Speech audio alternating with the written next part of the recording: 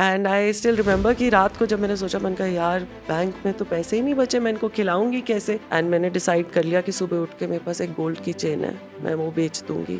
सुबह उठी हूँ एंड एक शॉकिंग मैसेज था मेरे फ़ोन पे, मेरा कनेडियन टैक्स रिटर्न आ गया और इनके लिए मेरा प्यार और जानवर के लिए मेरी इज्जत बढ़ गई।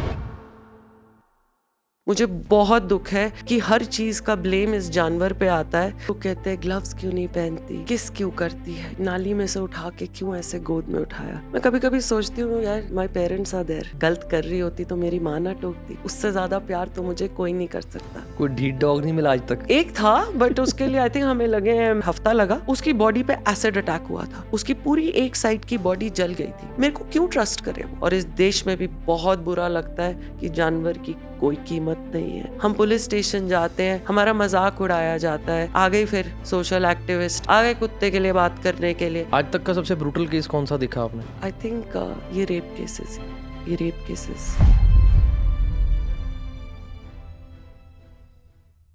सत श्री अकाल, नमस्कार। एक बार फिर स्वागत है आपके अपने एके टॉक शो के ऊपर। हर बार की तरह नया मेहमान, नया तजर्बा। मेरे को उन लोगों के साथ बातें करना दिल से बहुत अच्छा लगता है जो समाज के लिए कुछ कर रहे हैं। क्योंकि इस दुनिया में ना भाषण देने को बहुत बड़ी दुनिया है कि हमने ये सीखा, पर हम सोसाइटी को पे बैक क्या कर रहे हैं, मुझे लगता है इससे पता लगता है कि हम ज़िंदगी को कितना समझ पाएँ। तो आज जो मेरे साथ मेहमान है वो सिर्फ बोलने के लिए ही रिस्पेक्टेड नहीं है, उनकी सच में मैं बहुत कदर करता हूँ। जब से भी मैंने उनको देखा है, उनका काम देखा है, और मतलब बड़ी पॉजिटिव सी वाइब आती है और दिल से बहुत दुआएं निकलती हैं। तो आज वो मेरे स्टूडियो पहुँचे हैं। सबसे पहले वो हमारी एनजीओ में आए, और मेरे को लगता है कि जो अच्छे इंसान होते हैं ना, उनके दर्शन करना ही एक तरह का एक भगवान के दर्शन करना, एक तीर्थ के दर्शन करने के बराबर होता है, क्योंकि हमें इतनी नॉलेज है। तो सीधा स्वागत करते हैं आज मानवी राय। दीदी कैसे हो जी? सत श्री अकाल। Very well. I have the same feeling कि मैं एक महान आत्मा को उसके सामने बैठी हूँ तो मेरा भी तीरथ हो गया। शुक्रिया। कैसे हो आप? बहुत बढ़िया, थैंक यू। बहुत शुक्रिया। बहुत देर से आपको देख रहे थे। जब पहले आपको देखना शुरू किया इंस्टाग्राम पे, तो मैं ऑडियंस को, जिनको नहीं मालूम, ये हमारे देवी जी वो सेवा कर रहे हैं जो लाखों लोगों का दुनिया में ड्रीम है। इस दुनिया में दो तरह के लोग हैं, जो डॉग्स को बहुत प्यार कर रहे हैं, जो डॉग्स को बहुत ज़्यादा शिद्दत से प्यार कर रहे हैं, और दूसरे वो जिनको एक डॉग्स को सिर्फ एक जानवर समझना होता है। और तीसरी कैटेगरी जो शायद अभी इतनी ज़्यादा नहीं है, वो जो डॉग्स को हेट करते हैं, मारते हैं। तो ये दीदी पिछले काफ़ी लंबे समय से, मेरी हिंदी में थोड़ा हाथ टाइट है, तो काफ़ी लंबे समय से डॉग्स की सेवा कर रहे हैं। कैसे, कब, क्या, कहाँ से शुरू हुआ, आज सारा कुछ पूछेंगे जी। ज़रूर। तो सबसे पहले आप अपनी इंट्रोडक्शन छोटी सी जो आप लोगों को बता सकते हैं अपने बारे में। मैंने ये काम लॉकडाउन में शुरू करा है। एक्चुअली कभी कोई प्लान था ही नहीं। बाकी सबकी तरह भी पढ़ाई वगैरह कुछ और करी है, करियर प्लान्स कुछ और थे। 3 साल मैं न्यूयॉर्क में रही हूँ, 15 साल मैं कनाडा में थी, अभी भी I am a Canadian citizen. And मेरे लिए मुझे लगता है ये रास्ता रब ने चुना है। वाह। उसने मेरे को इस पे डाला है, और इसीलिए मैं अपने बच्चों को भी उसके भेजे फरिश्ते मानती हूँ, उसका अंश मानती हूँ। लॉकडाउन हुआ पहला, पता ही नहीं था कि अब वापस जाने का कोई होगा ही नहीं। एंड उस वक्त फिर हमने डिसाइड करा कि चलो गांव में जितने जानवर हैं बेजुबान, इनको खाना खिलाते हैं। खाना खिलाने लगे, केसेस आने लगे। एंड शुरुआत तो घर से कर ली, एक कमरे से। बट देन आई रियलाइज कि टाइम के साथ अब जगह भी चाहिए। एंड सिचुएशन देख के, हालात देख के दिल ने यही बोला दैट अपने लिए तो सब जीते हैं, और अगर भगवान ने इतनी अच्छी जिंदगी दी है तो ये दूसरों के भी काम आ जाए। और इनके जो बोल भी नहीं सकते, अपना दर्द बता भी नहीं सकते। एंड यहाँ से मेरी जिंदगी का रास्ता बदल गया। I never went back to Canada. हमेशा के लिए? हमेशा, मतलब छुट्टी के लिए चली जाऊंगी, हफ्ता 2 हफ्ता के लिए, बट अदरवाइज अब ये बच्चे मेरी जिंदगी हैं। ये मेरी लाइफ का पर्पस है। ये बच्चे आपके जो हैं, पपीज हैं, डॉग्स हैं, कितने टोटल आपके परिवार में ये मेंबर्स हैं? अब तो 100 से ऊपर हो गए डॉग्स।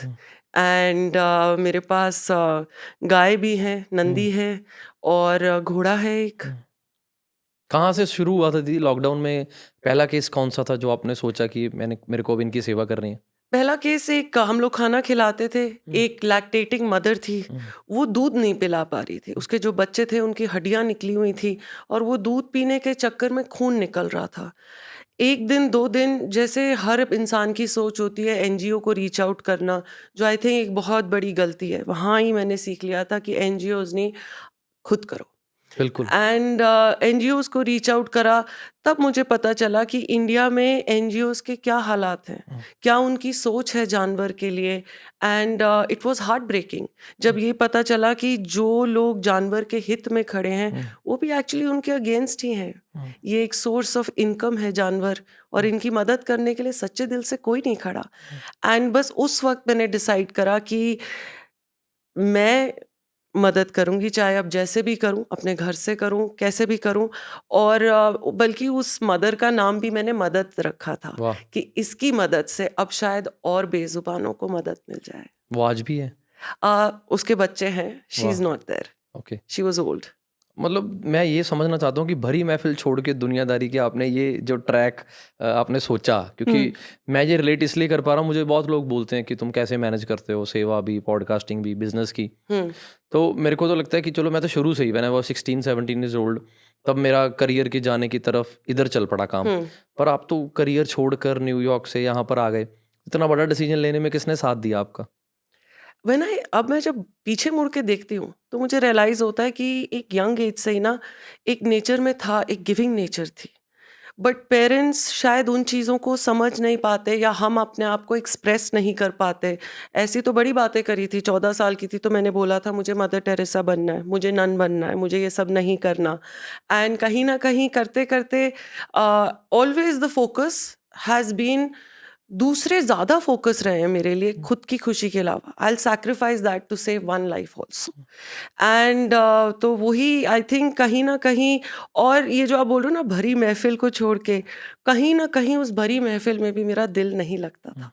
मैं जाती तो थी, मैं मिलती तो थी, लोगों से बाहर जाना, बट कहीं पर ना एक दिल नहीं लगता था। घंटे डेढ़ में आई वुड अपने भाई हुँ, को बोलती थी मुझे वापस जाना है, हुँ, मेरा हो गया। मुझे ऐसे लग रहा है मैं प्रिटेंड कर रही हूँ, हुँ। वहाँ सुख नहीं मिलता इन था। कैरेक्टर। हाँ, एंड बस ये करने लगी तो उसके बाद मुझे एहसास हुआ दैट शायद भगवान को प्राप्त करना उसके बड़े सारे ज़रिए हैं और हुँ, आसान है। सिर्फ़ बिल्कुल। पूजा-पाठ और ये सब नहीं है। वो तो साक्षात मेरे घर में विराजमान है अब हर बच्चे में। वाह! तो वो भरी महफ़िल क्या थी उसके बारे में कुछ बताओ? भरी आपकी महफ़िल। लाइफ़ क्या थी कोविड से पहले, लॉकडाउन से पहले? कोविड से पहले ख़ैर कनाडा में तो I was working for a trucking company, and वहाँ पर मैंने कनाडा में पढ़ाई भी करी है। मैं हुँ, इमेज कंसल्टेंट हूँ, होम स्टेजर हूँ, तो मैं प्रोजेक्ट्स कर रही थी साथ-साथ। एंड हर सर्दियाँ मैं दिल्ली वापस आती थी, तो national institute of fashion technology में मैं प्रोफ़ेसर थी, वाह! पढ़ाती थी।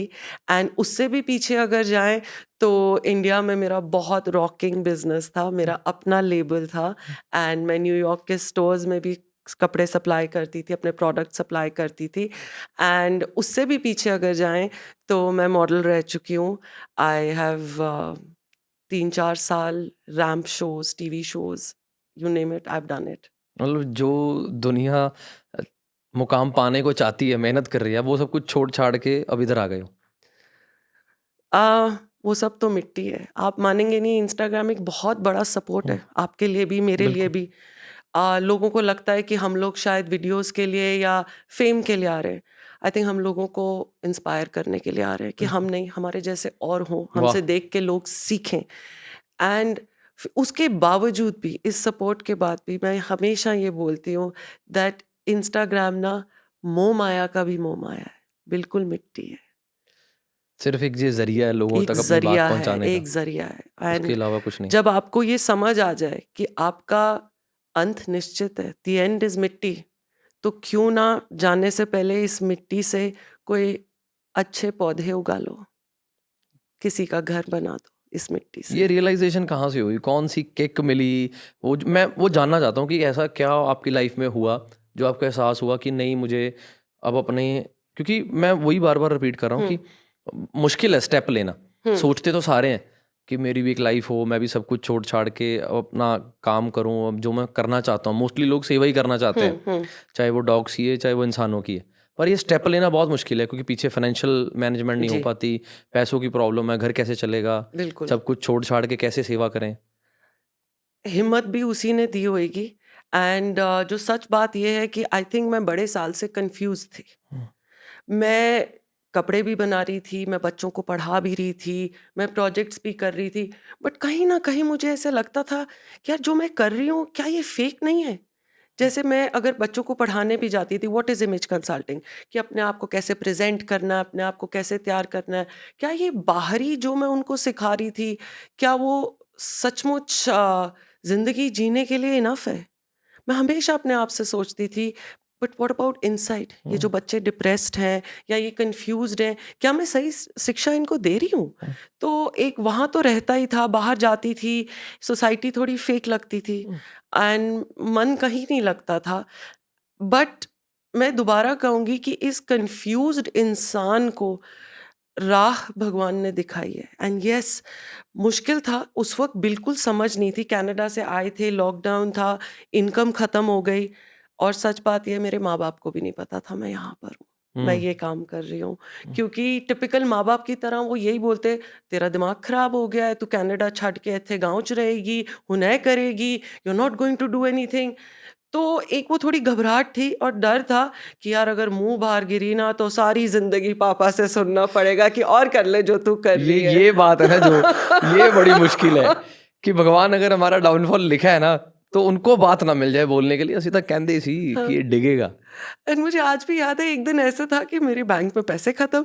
अब मैं सोचूं अगले दिन क्या करना है, बट मेरी नीयत ना बड़ी पक्की थी। मैं ये जानती थी कि ये मेरे बचपन से असूल है कि आप, सच का रास्ता कठिन हो सकता है, धर्म का रास्ता कठिन हो सकता है, मगर रास्ता वो ही है, उसके अलावा कोई रास्ता है ही नहीं। और अगर आप अच्छा करोगे तो वो आपका हाथ पकड़ के आपके साथ चलेगा, आपका साथ देगा। और मेरे जितने ये असूल थे, आइडल्स थे, वो सारे मतलब सच निकले हैं। एंड आई स्टिल रिमेंबर कि रात को जब मैंने सोचा, मैंने कहा यार बैंक में तो पैसे ही नहीं बचे, मैं इनको खिलाऊंगी कैसे। बट उसी वक्त मैंने सोचा कि अगर मेरे अपने बच्चे होते तो मैं क्या करती। एंड मैंने डिसाइड कर लिया कि सुबह उठ के मेरे पास एक गोल्ड की चेन है, मैं वो बेच दूंगी। तब भी घबराहट थी कि इस वक्त लॉकडाउन है, ना पैसे मिलेंगे, आधे पैसे मिलेंगे। बट मेरी नीयत उसने देखी कि ये इनको खाना खिलाने के लिए किसी भी हद तक जाएगी, ये पीछे नहीं हटेगी। सुबह उठी हूँ एंड एक शॉकिंग मैसेज था मेरे फ़ोन पे, मेरा कनेडियन टैक्स रिटर्न आ गया। ओए होए। एंड वो दिन था, उसके बाद मैं कभी नहीं घबराई, क्योंकि मेरे को समझ आ गया कि मेरी औकात नहीं है उसके बच्चे पालने की, मेरी औकात नहीं है किसी को रोटी खिलाने की। वो है तो सब कुछ होगा, मुझे सिर्फ कदम बढ़ाना है, पीछे पूरा सपोर्ट ईश्वर करेगा ही करेगा। मैं आज भी बहुत लोगों को बोलती हूँ, जब वो बोलते हैं ना मेरे पास आई कांट अफोर्ड इट, मैं मदद नहीं कर सकती, मैं हमेशा बोलती हूँ 10 रुपए लगा के देखना, कान्हा जी 100 रुपए वापस देंगे। वाह। कान्हा जी का आपके पैसों में, ये जो पैसे और सिक्के ये इंसान ने बनाए हैं। आई नो इंसानों की दुनिया में जीने के लिए इनकी बहुत ज़रूरत है, मगर उसकी नज़र में ये रद्दी है। बिल्कुल। वो आपको बहुत देगा, करके तो देखो, और बिल्कुल। आपकी किस्मत का नहीं लेगा। बिल्कुल। अब आपकी फैमिली की क्या सपोर्ट है, कहाँ है वो सारे? Amazing, hmm, amazing. My father is no more, but I have a mother and brother, छोटी सी फैमिली है। एंड जब उनको पता चला मैं ये कर रही हूँ, तो देवर, आई थिंक मेरे सबसे बड़े फैंस मेरे मॉम और भाई ही हैं। Hmm, they couldn't believe it and बहुत खुश हुए। एंड दे सेड कि हाँ, ये बचपन से तेरे में था, हम नहीं समझ पाए इस बात को। And they said they are very proud. और वो हमेशा ये बोलते, क्योंकि कुछ लोगों ने जाके उनको बोलने की कोशिश करी, चंगा लगता है कुड़ी इस तरह सड़कों ते नटती पई है कुत्तियां दे पिछे, दिस दैट। तो my mother has always said कि अगर गलत करती तो मैं उसे कुछ समझाती, वो कर रही है जो हम में से कोई नहीं कर सकता। एंड आई सल्यूट हर। वाह। तो आपने शादी नहीं करवाई दी थी फिर? बिल्कुल ਉਹ सिंगल। ਕਰਨ देगा मैनू ਇਹੋ ਜਿਹਾ ਕੰਮ ਸਵੇਰੇ 2 ਵਜੇ 3 ਵਜੇ आई विल बी लाइक मैं जा रही हूँ कुत्ता चकन। You think so he'll support me? he'll say कि सारा बैंक के मनी उठा के जानवरों पे लगा दे? नहीं। आपको पता है दुनियादारी हर घर में है। पर ये बहुत बड़ा डिसीजन है कि उन उन बच्चों की वजह से आप अब हमेशा सारी ज़िंदगी सिंगल ही रहोगे। I think so. या आपके पॉडकास्ट के थ्रू अगर आप किसी को ढूंढ देंगे जो बिल्कुल मेरे जैसा होगा, इंटरव्यू कर लेना पहले यहाँ पर, नहीं, मैं जिम्मेदारी तो मैं अपनी रियल सिस्टर की भी नहीं ले सकता। है ना। बस सो अब I think the love I have received, ये unconditional love, I don't know इसके बाद कोई इंसान इस चीज़ को मैच कर पाएगा और इन भावनाओं को समझ पाएगा या नहीं। पर मैं जब भी आपकी दीदी वीडियोस देखता हूँ ना, मैं बहुत शिद्दत वाला कनेक्शन फील कर पाता हूँ। मिला मैं आपसे आज दूसरी बार हूँ, कल रात को हम मिले। पर जब मैं आपकी वीडियो देखता हूँ तो वो पेन, वो वाइब, वो मैं समझ पा रहा हूँ कि आपके अंदर कितना दर्द है इनको लेकर, जो शायद मैं अक्सर नहीं देख पाता। मैंने डॉग लवर देखे हैं, पर आप क्रेजी हो इनके लिए। मतलब गलियों में आप भाग रहे हो उनके लिए। मतलब मेरे को लगता है कि आपकी नज़रों में इंसानों से ज़्यादा आप इनको प्यार करते हो। आप सही कह रहे हो। ये बोल नहीं सकते बेचारे। और मैं जभी भी लोग इनको न्यूसेंस बुलाते हैं, मुसीबत बुलाते हैं, गंदगी बुलाते हैं, पहली बात तो ईश्वर कभी गंदगी बना ही नहीं सकता। वो भी ईश्वर के बच्चे हैं। और मैं जब सोचती हूँ तो मुझे ऐसे लगता है कि वी वी हैव फेल्ड। इंसानों की तरह हम फेल हो गए। खा भी लेते हैं, चमड़ा भी इस्तेमाल कर लेते हैं, मार भी देते हैं, अंडा भी खाएंगे, दूध भी पिएंगे, जू बना दिया, सर्कस बना दिया, डिप्रेशन के लिए यूज़ कर लिया, सिक्योरिटी के लिए यूज़ कर लिया, ट्रांसपोर्टेशन के लिए यूज़ कर लिया। उसके बाद भी हम लोगों ने इनको इनका हक नहीं दिया। I honestly feel guilty. And मुझे ऐसा लगता है फॉर सेंचुरीज आई थिंक वक्त आ गया हमें थोड़े अपने पाप धो लेने चाहिए। बिकॉज ईश्वर ने हमें केयर टेकर बनाया था इस दुनिया का।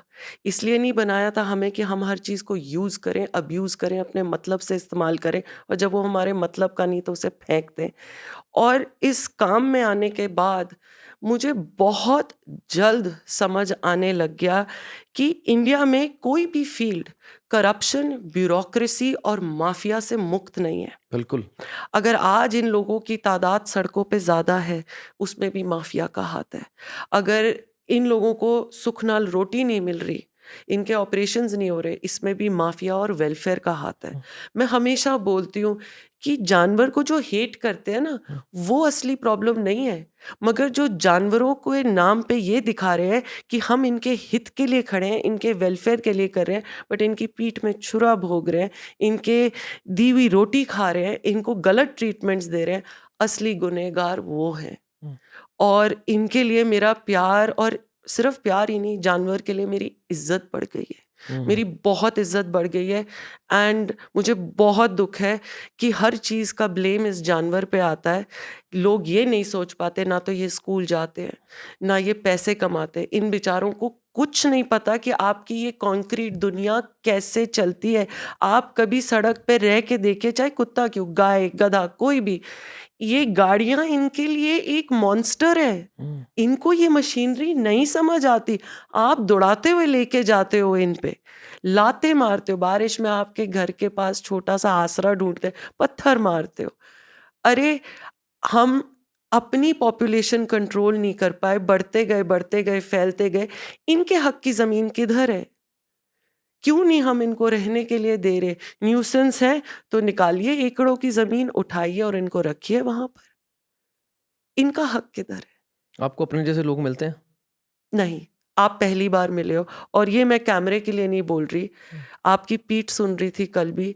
मैं दिल से बोल रही हूँ और मैं सबको बोलना चाहती हूँ, मैंने इससे ईमानदार इंसान और इतनी इंसानियत के साथ अनमोल थैंक यू। पहली बार मिली हूँ। और शुक्रिया। जब मैं आपको कल सुन रही थी एक जरिया पे बैठे, मुझे बार बार ऐसे लग रहा था कि ये तो मेरे शब्द बोल रहा है, एक और इंसान है।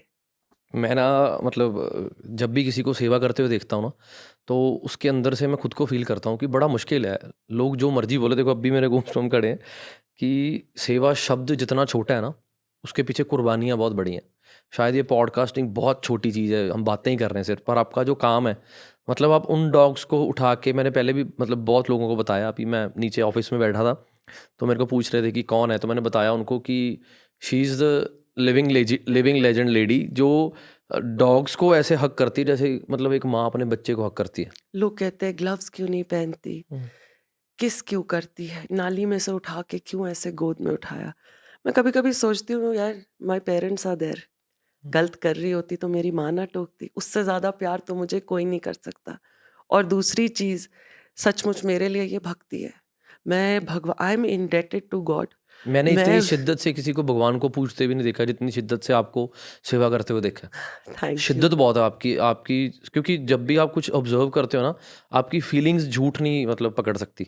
तो जो मेरी ऑब्जर्वेशन है इतनी स्ट्रांग नहीं है, पर फिर भी मैंने जो ऑब्जर्व किया है, आपकी जो डॉग्स को लेके शिद्दत वाली मोहब्बत है वो क्रेजी है। मतलब मेरे को शब्द नहीं अब इंग्लिश जी, का कुछ ऐसा मिल रहा है, मतलब जी, I am in love, I am in love. अभी आप पूछ रहे थे कि इनका मतलब आगे जाके अपने लिए कोई पार्टनर ढूँढोगे नहीं। हाँ, अगर वो सेकेंडरी होना चाहता है मेरा पहला प्यार तो मेरे बच्चे हैं, और वाह! मैं शायद ये बाकी की जो बची हुई ज़िंदगी है बहुत छोटी है एक्सप्रेस करने के लिए कि मैं उन्हें कितना प्यार करती हूँ। मुझे ईश्वर मिल गए, हुँ। मुझे मिल गए हैं।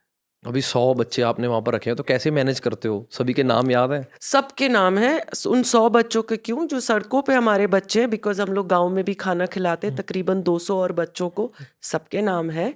सबके, और सब अपने आप आएँगे संस्था, आपको फ़ील ही नहीं होएगा कि आप संस्था में आए हैं। सारे बच्चे अपना नाम पहचानते हैं, मैं जिसको आवाज़ लगाऊँगी वो ही आएगा। तो सारा दिन की शुरुआत और रात तक बस वही है आपकी लाइफ? यस, वो ही है मेरी लाइफ़, वो ही है। तो उनको रखा कहाँ हुआ है दीदी, क्या जगह है वो? साउथ दिल्ली में दिस लास्ट विलेज है, वहाँ पर उन्हें रखा हुआ है। एंड सब कुछ अब उनके हिसाब से ही चलता है। मैं दिन में 2 बार जाती हूँ। एंड दूसरी चीज़, मैंने ये संस्था जब खोली थी, शुरू से ही मेरे अंदर ये था कि ये मेरी भक्ति है। हुँ। मैं ये एनजीओ कर्मचारियों पे डालने के लिए नहीं खोला है, वाह! सेवा के लिए खोला है। और जब तक मैं नहीं प्रेज़ेंट होंगी, दिखाने के लिए कि सेवा असली है क्या, प्यार असली है क्या, मैं कैसे एक्सपेक्ट कर सकती हूँ कि गाँव वगैरह से जो लड़के आए हैं, उन्हें पता है जी क्या काम करना है। तो मैं वहाँ प्रेज़ेंट थी, उपस्थित थी, पॉटी उठानी है, उल्टियाँ साफ़ करनी है, पैरालाइज़ कुत्तों को किस तरह से फ़िज़ियो करनी है, किस तरह गाड़ी पे बिठाना है, बहुत माइनर बहुत सारी डिटेल्स है। अब एक बच्चा जो चल नहीं सकता, मैं उसके मुँह के पास ही पानी रखूँगी, बिल्कुल। वो कहाँ से जाएगा? तो इस तरह की छोटी चीज़ें, सुबह शाम आई हैव स्पेंट टाइम। मेरा गुरुद्वारा है जी, मेरा वाह! मंदिर है, और I am very blessed now. I have a team of about 13 people more. And दिल खुश हो जाएगा आपको उनको मिलके, मेरे को तो सच्चे आपको मिलके सेवादार दिल हैं। खुश हो रहा है। थैंक यू, आप I had the same feeling इतना कल अच्छा आपको कर रहे हो देख आप, के। मतलब समाज में आजकल कौन करता है इतना किसी के लिए? मैं हमेशा बोलता होता हूँ कि life is like a video game. जी, भगवान ने हमें भेज दिया यहाँ पे, पर बताया नहीं कि जीना कैसे है। हर कोई अपने बिल्कुल तरीके से सही। बता रहा है। हुँ, कोई कह रहा है ऐसी ज़िंदगी का मतलब ये है, कोई कह रहा है ज़िंदगी का मतलब ये है। असल मतलब क्या है ज़िंदगी का, ये किसी को नहीं मालूम। बिल्कुल। पर इस दुनिया में आकर ये वीडियो गेम पहले सीखना, फिर खेलना, ये बहुत कम लोग हैं। तो आपने कितने सही टाइम पे पकड़ लिया कि हम दुनिया में करने क्या आए हैं। बिल्कुल, इट्स सीखा कहाँ से दीदी? Art of living is art of giving. वाह! आप जितना दोगे ना, वो भर-भर के लौटाएगा। और आपने बड़ी अच्छी बात बोली। आई थिंक कल जब मैं आपको सुन रही थी ना, हुँ, तो मुझे ऐसे लगा था कि हम जितने सच्चे सेवाकार हैं, या जो बिल्कुल लीन हो चुके हैं इस काम में, हमने बहुत कुछ देखा है।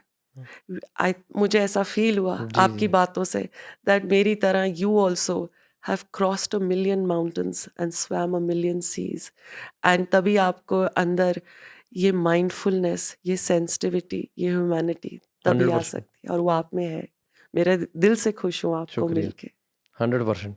तो अब आप कैसे कर रहे हो खुद की लाइफ़ के लिए, खुद ब्रेड एंड बटर के लिए क्या कर रहे हो? जब शुरू किया था तब भी ब्रेड एंड बटर मेरा खुद का ही था। हुँ, मैं कनाडा से आई थी, मेरे को बिल्कुल नहीं पता था कि इस काम में लोग डोनेशन भी माँगते हैं, जो सच बात है। हुँ, मैं अपने से ही करे जा रही थी। मैंने उस वक़्त समझा था कि अगर मुझे ये काम करना है लॉन्ग टर्म के लिए, तो पहले मेरे को अपना रोटी का ज़रिया बनाना है। ये 100%। मेरा पैशन है। मैं whatever my father and my brother are doing, it doesn't matter, ये मेरा पैशन है, इसको मैं खुद फुलफ़िल करूँगी। तो शुरू में तो एक रेंटल प्रॉपर्टी ली थी, उससे जो रेंट आता था, उससे मैं भी जीती थी, अपने बच्चों को भी पालती थी। बट और मैं इंस्टाग्राम पे भी नहीं थी। इंस्टाग्राम में हमारे साथ काम करते हैं, केशव मेरा मैनेजर है, उन्होंने बहुत ज़िद करी। उन्होंने बोला कि मैम आओ, करो, क्योंकि आप एक इंस्पिरेशन हो, एक औरत हो के जाल यूज़ करती हो, एम्बुलेंस चला रही हो, देखो सारी दुनिया सिर्फ मदद माँग रही है। आप आओ ताकि आपको देख के और लड़कियाँ भी इंस्पायर हों। And that is how I came. And when I came on social media, पहली बार एक लेडी ने मेरे को मैसेज किया कि आज मेरे डॉग की बरसी है, मैं आपके बच्चों के लिए 4,000 रुपए भेजना चाहती हूँ। I was really taken aback. तब तक मुझे नहीं पता था। आप आज भी देखेंगे, अभी भी दुनिया में बहुत सारे अच्छे लोग हैं। लोग मुझे सेवा भेज रहे हैं, मेरे बिन मांगे भेज रहे हैं, और कोई राशन भेज देता है, कोई आई थिंक इन 5-6 सालों में शायद मैंने डोनेशन अपील 5 बार करी है, उससे ज़्यादा नहीं करी है, जब बहुत ही ज़रूरी पड़ जाता है। बट मैंने कहा था ना, जब काम सच्चा होता है उसके फरिश्ते आके जुड़ते हैं।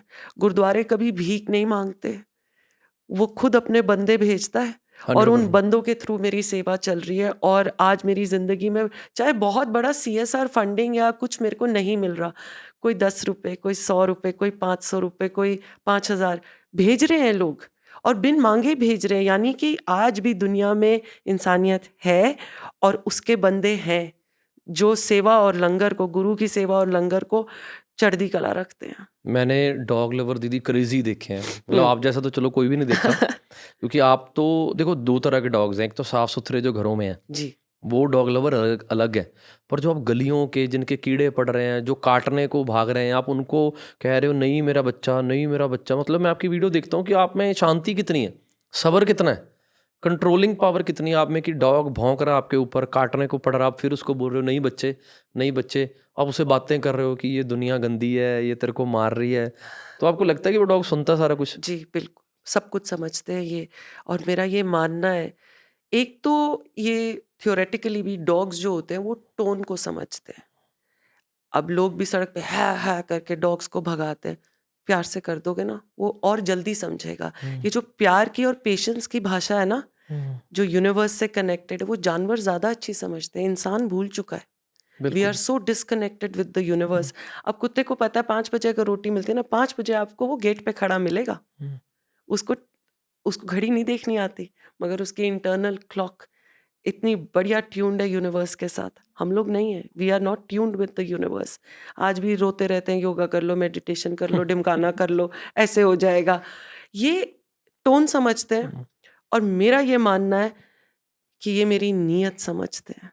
अगर इनको मेरे शब्द नहीं समझ आ रहे, ऊपर वाले को आ रहा है, और वो मेरी एनर्जी, मेरी वाइब्स, मेरे इमोशंस इन तक पहुंचा रहा है। और आज दिन तक ऐसा नहीं हुआ फिरोशियस से फिरोशियस डॉग जो मेरे को चीर फाड़ करना चाहता है, लव एंड पेशेंस, चाहे 2 घंटे लगे हों, 2 दिन लगे हों, वो आके गोद में ज़रूर बैठता है और गले ज़रूर लगता है। इंसान को शायद समझाने के लिए सारी ज़िंदगी निकल जाए, उसको प्यार की भाषा ना समझ आए, जिसने ढीठ होना है उसने ढीठ होना है, मगर इनको समझ आ जाता है। कोई ढीठ डॉग नहीं मिला आज तक? एक था, बट उसके लिए आई थिंक हमें लगे अबाउट हफ्ता लगा। हम्म, उसका, अब उसकी भी देखिए, वो सच्चा था, मैं उसको समझ रही थी। उसकी बॉडी पे एसिड अटैक हुआ था, उसकी पूरी एक साइड की बॉडी जल गई थी। मेरे को क्यों ट्रस्ट करे वो, मुझे बिल्कुल। क्यों प्यार करे वो? बिल्कुल। तो उसको हमारे जैसे किसी इंसान ने उसके साथ वो किया बिल्कुल होगा। बिल्कुल कोई गलती नहीं उसकी, पता भी नहीं चला कि किसने किया। बट आज आप उसको देख लो, आई थिंक उसको हफ्ता लगा, एंड ही अंडरस्टूड ये हम्म, मेरी माँ है, ये मुझे प्यार कर रही है, हम्म, और इसके पास आने से मेरा दर्द कम हुआ है। हम्म। मैंने सुना था कि जब तक आप खुद बाप ना बन जाओ ना, या खुद माँ ना बन जाओ, मैं अब मेरी सिस्टर है घर पे, जब भी मम्मा उससे लड़ते हैं ना, मैं उसको बोलता हूँ, मैं कहा मॉम इज़ ऑलवेज राइट। नहीं हाँ, भैया तू हर बार मम्मा को मेरी सुनता नहीं है। मैं कहा जो माँ होती है ना, वो गलत ठीक नहीं होती, माँ माँ होती है। बिल्कुल। तो माँ के साथ नहीं बहसना कि मैं यहाँ पर ठीक हूँ। तो मैं आपसे ये पूछना चाहता हूँ कि आप तो माँ बने भी नहीं, पर आप फिर भी वो बच्चों वाली फीलिंग कैसे समझ पा रहे हो?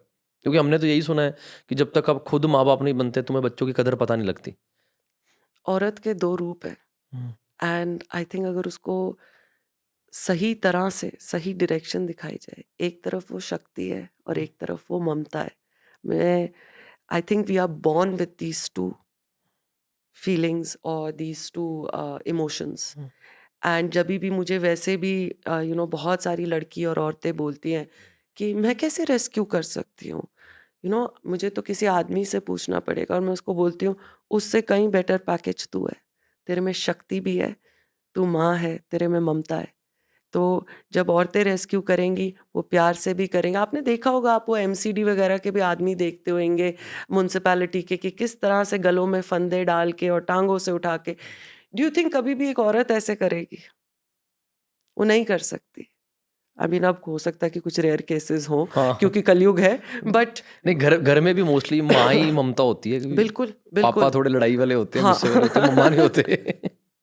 सो मम्मा शांति होते हैं। आई थिंक ये नेचुरली आई है मेरे अंदर फीलिंग। डॉग लवर में शुरू से थी, बचपन से थी, मगर ये समझ के कि फॉर जनरेशंस हमने इन पे अत्याचार करा है और ये हमारी वजह से। आज बड़ी आसानी से लोग बोल देते हैं सड़क का कुत्ता, वो सड़क पे हमारी वजह से, क्योंकि ना तो हम गोद लेना चाहते हैं, ना हम उसको उसकी ज़मीन देना चाहते हैं, हम उसका हक उससे मार के बैठे हैं। तो उसको सड़क का कुत्ता मत बुलाइए। और ये सारे एहसास मेरे अंदर हैं। मैं, आप ऐसे कर लीजिए, सेवा भी कर रही हूँ और मैं पश्चाताप भी कर रही हूँ कि तुम लोगों के साथ हमने गलत कर दिया, इंसानों ने, और आज से नहीं, सेंचुरीज अनटोल्ड। जब दुनिया समझती नहीं है दीदी इन बातों को, आप डॉग्स के लिए करो, लोग फिर भी एसिड फेंक रहे हैं। गाय के ऊपर एसिड तो मैंने भी देखा मार्केट में बहुत बार, तेजाब फेंक देते हैं गाय के ऊपर, नंदी बाबा के ऊपर। तो आप उस दुनिया को कैसे देखते हो फिर? बहुत दुख होता है, बहुत दुख होता है। मेरे कुछ वीडियोस भी आपने देखे होंगे जहाँ मैं सड़कों पे लड़ रही हूँ लोगों से। एंड एक बहुत हारी हुई फीलिंग होती है इस देश में, स्पेशली बिकॉज हमारे यहाँ पर 1964 का कानून है, जानवरों के लिए कोई कानून नहीं है। अभी बीएनएस आया है, but it's not the best. And तो उसी वक्त, इन दैट मोमेंट, पुलिस हमारा मजाक उड़ाती है, एफआईआर लॉन्च नहीं करती, कुछ नहीं होता। उन लोगों के प्रति बहुत गुस्सा आता है, बहुत घृणा है मेरे को। बट मैं ये भी जानती हूँ कि मैं सारा वक्त लड़ नहीं सकती। अगेन ऐसे लोगों के साथ भी गुस्सा, क्रूरता, अग्रेशन उनको और नफरत कराएगा, वो और मारेंगे। तो अब मेरी कोशिश होती है कि मैं थोड़ा धर्म के रास्ते से उनसे बात करूं। जैसे मैंने शुरुआत पहले गांव को गोद लिया था, उससे करा था। उनको भी एक नफरत सी थी मेरे से, उनको भी यही था। वो मेरे को बोलते थे, कुत्ते को खाना क्यों खिलाती है, दूध देगा क्या, वाह। मतलब हो तो मतलब। खाना। फिर मुझे समझ आया कि अगर मुझे इनका साथ चाहिए और अगर मैं चाहती हूँ कि जानवर का भला हो, तो मुझे धर्म का मार्ग इनको याद कराना पड़ेगा और लड़ाई करने के बजाय थोड़ा सा प्यार से चलना पड़ेगा। तो मैं लोगों के घर घर जाके बोलने लगी, पता नहीं किस रूप में आके नारायण मिल जाएंगे। ये वाह। आपकी परीक्षा है, आत्मा परमात्मा का अंश है, ना करिए ऐसे।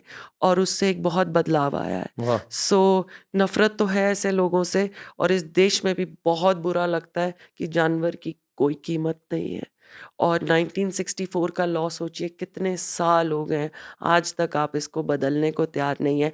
और आप एसिड अटैक की बात कर रहे हैं, रेप होता है जानवरों का, फीमेल्स का रेप होता है। हम पुलिस स्टेशन जाते हैं, हमारा मजाक उड़ाया जाता है। आ गई फिर सोशल एक्टिविस्ट, आ गए कुत्ते के लिए बात करने के लिए। अरे उस विकृत मानसिकता का सोचो, ये कुतिया अगर नहीं होती तो शायद आपकी बेटी होती, हाथ 100%। लगता तो आपकी बेटी को नहीं छोड़ता। सो इट्स रियली सैड कि ये कर्म धर्म के देश में, इस सनातन धर्म के देश में, और इतने सारे और मजहब भी हैं, इतना सुंदर देश है, और हम लोग इस राह पे चल पड़े हैं। इट्स अच्छा है सैड। दीदी, आप अपना कर्म कर रहे हो। ये जो बुरे लोग हैं ये भी तो भगवान ने ही बनाए हैं। बिल्कुल ये इनकी बिल्कुल सोच जो है ये भी भगवान की परमिशन से ही है। बिल्कुल बिल्कुल। एंड एज आई सेड, यही शायद कलयुग है। आज तक का सबसे ब्रूटल केस कौन सा देखा आपने, जिसमें आपने भी देखा हो कि ये तो हद ही हो गई? आई थिंक ये रेप केसेस है, ये रेप केसेस। ये हद इसलिए है कि गॉड फॉरबिड हम में से किसी बेटी या बहन का रेप हो, हम रो सकती हैं, हम जाके अपने माँ बाप को बता सकते हैं। ये तो बोल ही नहीं सकते, इनके साथ क्या हुआ, इन्हें क्या समझ आता होगा। ये बाकी हम तो बोल देंगे we are in trauma, I am going through depression. I am not saying that rape with women is right. I am only trying to say that एक साइकेट्रिस्ट के पास जा सकते हैं, हीलिंग के लिए जा सकते हैं। हमारा परिवार है हमारा साथ देने के लिए, हमारा हाथ पकड़ने के लिए, हमें सुनने के लिए। कभी सोच के देखिए ये क्या करेंगे, इनके तो अंदर ही अंदर है। आई हैव अ चाइल्ड, नाजुक नाम है उसका, वो आज भी अफेक्टेड है, मेरे पास 4 साल से है। बट उसके साथ हम लोग भी एक डिफरेंट ट्रीटमेंट करते हैं। वो एक फ़र्क बच्चा है। अगर आज मैं उसको सड़क पे छोड़ दूँ तो उसको लोग मार देंगे, वो फ़र्क बच्चा है, she is very special. And क्या वो अपनी हिस्ट्री बता पाएगी कि मैं ऐसे झल्लियों की तरह इसलिए घूम रही हूँ बिकॉज़ मेरा रेप हुआ है? बिल्कुल। और इसका कोई लॉ नहीं है। 50 रुपए दे दो। आप जानवर को मार सकते हैं और 50 रुपए दे के फ्री हो सकते हैं। अब ये बीएनएस आया है जो और भी वीक है, कुछ नहीं है इसमें। कैसे बदलेगा दीदी समाज ये? लोग आपकी तरह तो शिद्दत से प्यार नहीं कर पाएंगे, इनको कम से कम इनको जीने का हक ही दे दो। आई थिंक सबसे पहली 2 चीज़ें जो होनी चाहिए and I truly believe in them is law strict होना चाहिए and it should be enforced. हमारी पुलिस, हमारे लॉयर्स, हमारे ये लोगों को ये मज़ाक ना लगे। हमारा it should be part of that training. इन्हें पता होना चाहिए कि जानवर के क्या हक हैं, क्या लॉज हैं और ये लॉ स्ट्रिक्ट होना चाहिए। 50 रुपए तो आज कोई कीमत ही नहीं है। मैंने हमेशा दीदी आपको भगवे रंग में देखा है, इसके पीछे क्या बात है ये भी बता दीजिए। ये आशीर्वाद है वाहिगुरु जी का, मेरे वाह। बच्चों का। ये मेरा कफन भी है, ये मेरा कवच भी है, ये हमेशा मेरे साथ रहता है। लोग इसको बड़ा मिसअंडरस्टैंड करते हैं कि शायद पॉलिटिक्स में जाना चाहती है। और क्लियर कर देती हूँ, I am a Canadian citizen, politics में नहीं जाऊंगी। दूसरा पर कि जाना चाहिए। वो जो लॉ की आप बात कर रहे हो ये कौन लेके आएगा? कोई पॉलिटिशियन इतनी शिद्दत से वो मेरे को नहीं लगता। चाहेगा ना तो मैं जाऊंगी। अगर इन बच्चों के लिए वहां से रास्ता मिलेगा, हल मिलेगा, तो मैं वो भी कर लूंगी। पहले आज से 6-7 साल पहले ना मैं भी सोचता था पॉलिटिक्स की बात करते हुए कि यार पॉलिटिक्स गंदी गेम है, इट्स डर्टी गेम। पर मेरे को लगता था कि फिर हम सिर्फ फिर बातें करने के लिए बैठे हैं। सही कह रहे अगर हो। हम चेंज ही नहीं ला सकते फिर तो वो फिल्म वाली बात होगी। एक दिन का सीएम अनिल कपूर को बोला कि तुम कर लो, हाँ तो वो कहता नहीं नहीं मेरा काम नहीं है। हाँ फिर जब तक आम जनता आगे नहीं आएगी तब तक नहीं कुछ हो बिल्कुल। सकता। जब तक, क्योंकि आप जो डॉग्स के लिए कर रहे हो, जो आप फील कर रहे हो, आप ही चेंज ला सकते हो। हम्म, मतलब आना चाहिए आपको। बिल्कुल। और मैं बाकी वेलफेयर से थोड़ा अलग हट के कर रही हूँ। बड़े खुश नहीं होते वो लोग मेरे से क्यों? कि इतनी वोकल क्यों है, ये सच्चाई लोगों को क्यों बता रही है, ये क्यों शी इज एक्सपोजिंग अस। पर आप बोलने के साथ साथ कर भी तो कितना कुछ रहे हो ना। राइट। उठा भी रहे हो लोगों को, मतलब वो बच्चों को उठा रहे हो जिनके कीड़े पड़ जाते हैं, वो तो नॉर्मल होंगे आपके लिए। हाँ अब तो सब मैं उसे भी वरदान ही मानती हूँ। मुझे ऐसा लगता है कि उसने मतलब मुझे ऐसा लगता है ऊपर वाला भरोसा कर रहा है मेरे पे, इससे बड़ी चीज क्या हो किस सकती पे है। करे भरोसा? और वो उन पे जिनको बिल्कुल मतलब समाज में कोई कदर ही नहीं है। हाँ सही बंदा चुना उन्होंने। Thank you. बहुत मैं सच्ची आभारी हूँ भगवान की कि उसने ये रास्ता दिखा दिया। हाँ, अदरवाइज मैं अभी भी कनाडा में कुछ नौकरी कर रही होती बिल्कुल कोई प्रोजेक्ट कर रही होती बिल्कुल।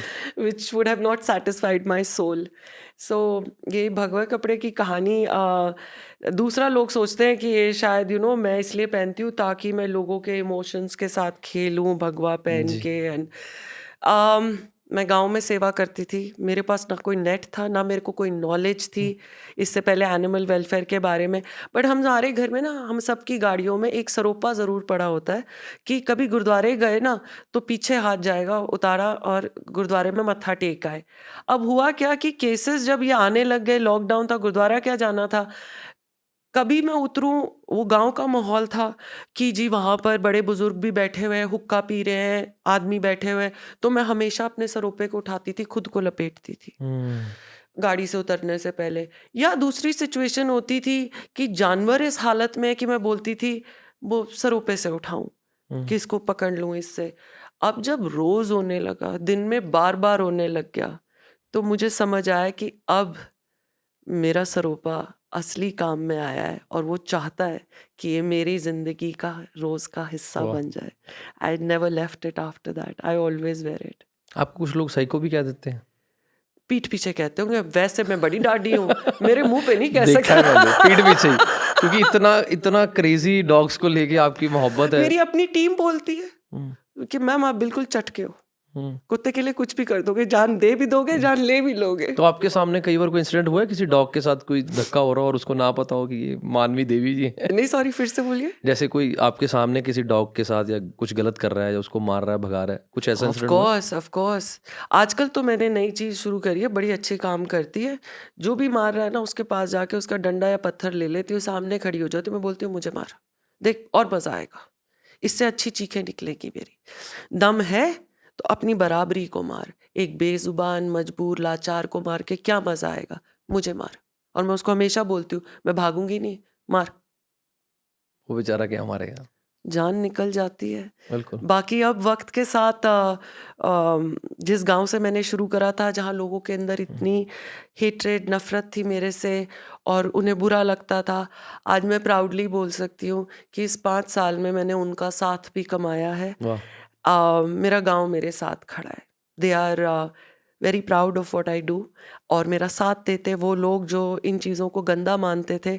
आज हम लोग गाय का बरियल भी करते हैं, लवारिस गाय का बरियल करते हैं।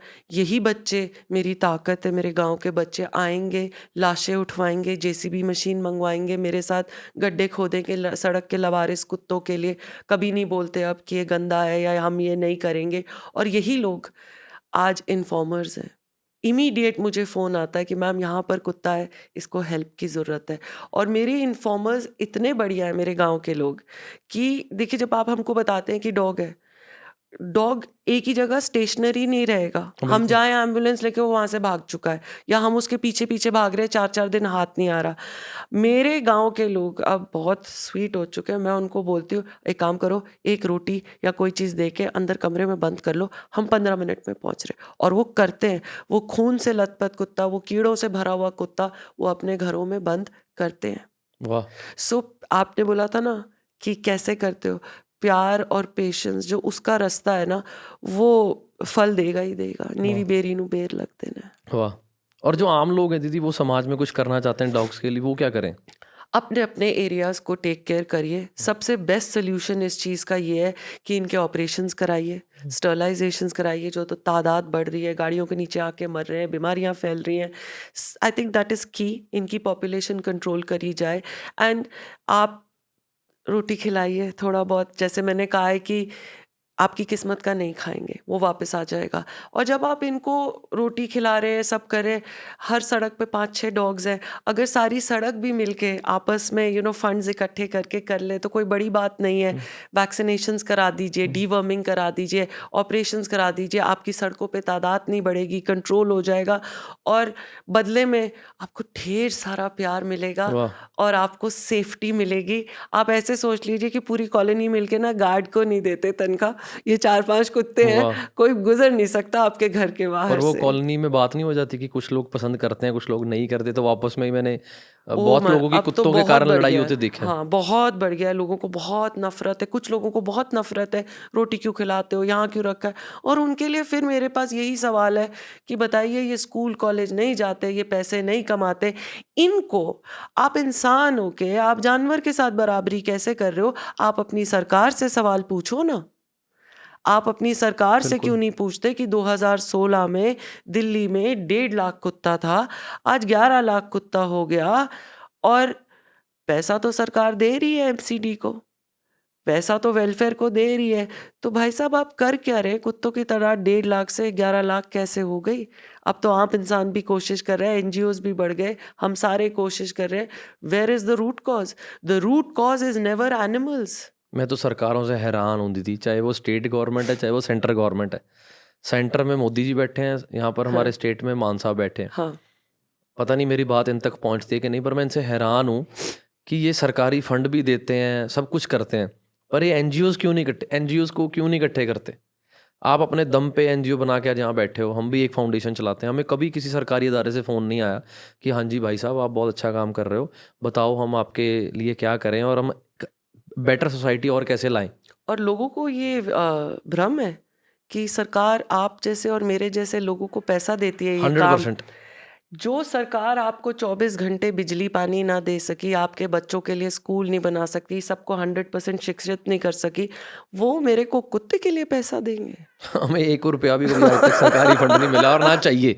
बिल्कुल नहीं चाहिए। क्योंकि मतलब मैं ये हैरान हूँ कि मतलब जो लीडर जब पावर में नहीं होता तो क्या क्या बातें करता है, और जैसे ही पावर में आता है, या एक कुर्सी कोई वरदान है कि बंदा बैठते ही बदल जाता है।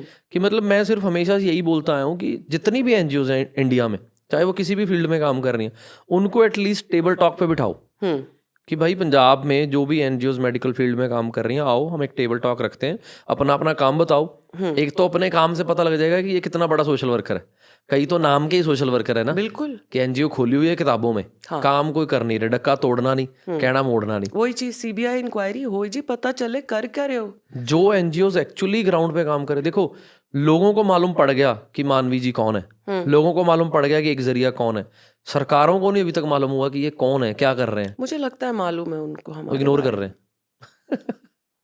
ये और खतरा है। लोग तो ये भी नहीं जानते ये हमें सपोर्ट क्या करेंगे। आई डोंट नो आपके साथ होता है या नहीं, बट मैं तो एज एन एनजीओ मेरा भी टैक्स लगता है, हाँ हाँ, वो तो टैक्स नॉर्मली लगता है हम सब कुछ। और मेरे को हमेशा वो बुरा लगता है, मैं बोलती हूँ हाय मेरे बच्चों के लिए सरकार ने कभी कुछ नहीं करा, बच्चों के उसमें से टैक्स क्यों लेते हैं, मेरा बिल्कुल दिल नहीं बिल्कुल, करता। मतलब आम लोगों की तरह मेरे को लगता है कि सोसाइटी में जो अच्छा समाज के लिए कुछ करना चाहते हैं, इनको इकट्ठे होना चाहिए, पर वो बिल्कुल इकट्ठे हो तो जाएं। पर जो सरकार इतनी फंडिंग है इतना, क्योंकि सरकार कौन सा घर से पैसे ला रही है, लोगों का पैसा, टैक्स का पैसा है, पर वो सही तरह से यूटिलाइज भी नहीं हो पा रहा। आप तो बोल सकते हो, मैं तो डरती हूँ। मेरा तो रब, मतलब मुझे ऐसे लगता है अकेला चलो।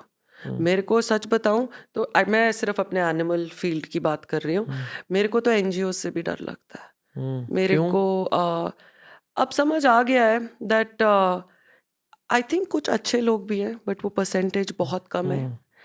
मोस्टली इनके नाम पे पैसा बनाया जा रहा है, और पैसा बनाया जा रहा है वो भी चलो ठीक है, मगर पैसा बनाने के बाद भी इनको सही ट्रीटमेंट, खाना नहीं मिलता एनजीओज में। They are treated very shabby, और इनका अच्छा इलाज नहीं होता।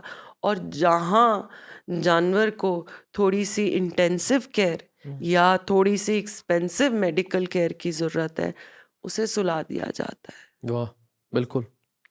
सो द मतलब ऐसा नहीं है कि people haven't reached out to me, people have said this to me कि यार तेरा काम बहुत बढ़िया है, तू क्यों अपनी पोस्ट वेस्ट कर रही है, तू तो हर पोस्ट में डोनेशन लिंक डाल, तेरे प्रोफाइल पे डोनेशन लिंक क्यों नहीं है, ये हमारा उतना तेरा इतना तेरा।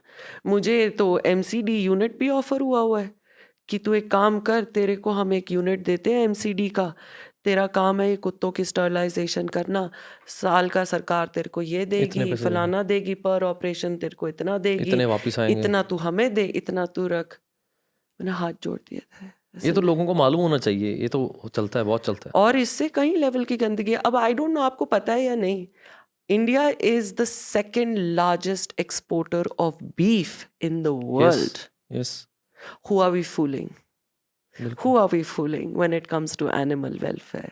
बिल्कुल, इसको ही नहीं रोक पा रहे, जानवरों के साथ क्या हो रहा है। या सो मेरे को तो डर ही लगता है किसी एनजीओ के साथ जुड़ने में, इनके साथ मिल के काम करने में, दिल से मुझे पर हम लोगों बहुत से डर लगता है। हम ऑनलाइन फंडिंग नहीं लेते दीदी लोगों से। हाँ हमारी एनजीओ दुनिया की पहली कैशलेस एनजीओ है, राइट। यही कारण की वजह से, क्योंकि जब मैंने भी एनजीओ शुरू की थी तो एनजीओज बदनाम है, पर मेरे को अब इस स्टेज पे आके लग रहा है कि जो एनजीओज बदनाम है ना, वो लोग मूर्ख नहीं बन रहे, एक्चुअली अमीर लोगों की ये संस्थाएं बनती हैं। राइट। क्योंकि लोगों को, जो अमीर लोग हैं ना, उनको सीएसआर ज़रूरी है सरकार की तरफ से कि सीएसआर निकालना ही निकालना है। तो वो जो सीएसआर है वो चाहता है कि वो भी मैं दान ना दे दूं, जो एक बिजनेसमैन है तो वो अपनी ही एनजीओ खोल के उसी में सीएसआर डालता है और वो अपने तरीके से निकाल लेता है। राइट। जो आप जैसे, जो हमारी जनता है, आम ऑडियंस है, वो करना चाहती है, कोई 50,000, कोई 10,000, कोई 20,000, पर उनके दिमाग में भी है कि गुप्त कर दो, बताओ मत। और उनको मालूम नहीं है कि ये कलयुग चल रहा है, जितना गुप्त करोगे उतना गुप्त हो जाएगा। तो कहीं भी सेवा करो, चाहे एनजीओ में करो, चाहे आप मतलब डायरेक्टली करो, देख के करो। या उनको सबसे पहले मैं तो ये कहता हूँ चीज़ ले दो। जैसे हमारी एनजीओ में भी हम पैसों की डिमांड नहीं करते, भाई ये ऑपरेशन होना है, खुद जाके ऑपरेट करवा दो, वो हॉस्पिटल है, वो पेशेंट है, कि आप हम पे उंगली तो तब उठाओगे ना जब हमें पैसे दोगे। राइट। आप मेरे से पूछो कि भाई शर्ट बड़ी महंगी डाली है, भाई घड़ी बहुत महंगी डाली है, पूछने का हम रीज़न ही नहीं देंगे आपको। आप खुद आओ, जितनी भी सेवा आप खुद जाके कर दो, कि कल को आप मेरे पे उंगली उठाओ कि हाँ भाई तेरे को पैसे दिए थे, कहाँ गए। क्योंकि ये दुनियादारी है, मैं भी प्रूफ नहीं कर पाऊंगा। राइट। क्योंकि इंसान सीना चीर के तो दिखा नहीं सकता, और रोज दिहाड़ी हिसाब नहीं दे सकता फेसबुक पे, लो जी ये इतने पैसे आए, इतने चले गए, फिर बंदा यही कुछ देगा। कहाँ है टाइम उन सब चीज़ों के लिए। बिल्कुल। और मुझे भी ऐसा लगता है कि बिना मांगे, और ये तो मैं माइक पे आप सबके आगे ही बोल रही हूँ, हमेशा बोलती हूँ कि यस, लोग भेजते हैं, लोग भेजते हैं अपनी इच्छा से, अपनी श्रद्धा से भेज रहे हैं। और आप पे भी कोई इल्ज़ाम लगता है, कभी कोई कंट्रोवर्सी होती है आपकी कि नहीं कि दीदी पैसे आए कहाँ गए, हिसाब दो? नहीं, ये थैंकफुली अच्छी आज बात है। तक नहीं लगा मेरे को। जो मेरे सपोर्टर्स हैं और जो आम लोग हैं, they have only showered love on me and a lot of support. And बस वो कुछ ऐसे लोग आ जाते हैं कि देखो, अब 8.5 लाख की फॉलोइंग इधर, 2.5 लाख की फॉलोइंग उधर, ट्विटर भी है। आप सोच सकते हैं मुझे कितने कॉल्स और आई मैसेजेस कैन आते हैं इमेजिन। डॉग्स को रेस्क्यू करने के लिए। अब एक औरत सबकी मदद तो कर नहीं सकती। कैसे एक मैनेज दिन करते हो फिर सारा? हम मैंने अपना तरीका एक फ़र्क बनाया हुआ है। एंड वो बहुत से लोगों को नहीं समझ आता। मैंने शुरू तो करा था एक गांव से, एक गांव को गोद लिया था। इस वक्त हमने 9 गांव गोद लिए हुए हैं। उस 9 गांव के लिए आई एम 100% रिस्पॉन्सिबल। 24 घंटे हम लोग काम करते हैं। एक्सीडेंट सुबह के 2 बजे 3 बजे भी हो सकता है, तो उस वक्त हम ये बोलें अभी हमारी ड्यूटी आवर्स ऑफ हैं, वो नहीं होता। तो हम लोग 24 घंटे काम करते हैं। बट हाँ, लोगों की ये एक्सपेक्टेशन कि मैं साउथ दिल्ली में हूँ, अब मैं यहाँ से गाज़ियाबाद पहुँच जाऊँ, नोएडा पहुँचूँ, वेस्ट दिल्ली नॉट पहुँचूँ, possible, it is not possible. Practically not possible. And जिन्होंने ये काम नहीं करा वो एक बड़ी बेसिक चीज़ को नहीं समझते कि ये मैंने गाँवों के लिए शुरू करा है। मेरे पास 800 गज की ज़मीन है। रोज़ का मैं 4 केस उठाती हूँ। 4 से 11 केसेस अगर हम लोग उठा रहे हैं, उनमें से कुछ परमानेंट हो जाते हैं, they are paralysed for life और दे आर ब्लाइंड। ये 800 गज की ज़मीन मुझे कब तक लास्ट करेगी? 100%। तो इसकी भी आपकी सीमा है। मदद आपको नहीं मिली तो आपने मुड़ के बोल दिया अरे टीआरपी के लिए काम करती है, वीडियो के लिए काम करती है, डोनेशन के लिए काम करती है। मेरे को बता दो कहाँ पर है डोनेशन लिंक, मैं भी अपने आप को डोनेशन दे दूंगी। बिल्कुल सही बात है, मेरे प्रोफाइल पे कहीं नहीं है, क्योंकि आप इतनी एक्सेस डोनेशन लेते ही नहीं है। लेते नहीं है। और ये प्रैक्टिकल बातें हैं। आज मेरे पास एक एम्बुलेंस है, अब मैं एक एम्बुलेंस लेके 3 घंटे दूर एक कुत्ता उठाने जाऊंगी तो मेरे एरिया का क्या होगा? एंड डोंट फॉरगेट, सिर्फ रेस्क्यूज नहीं, मैं संस्था भी चला रही हूँ साथ में।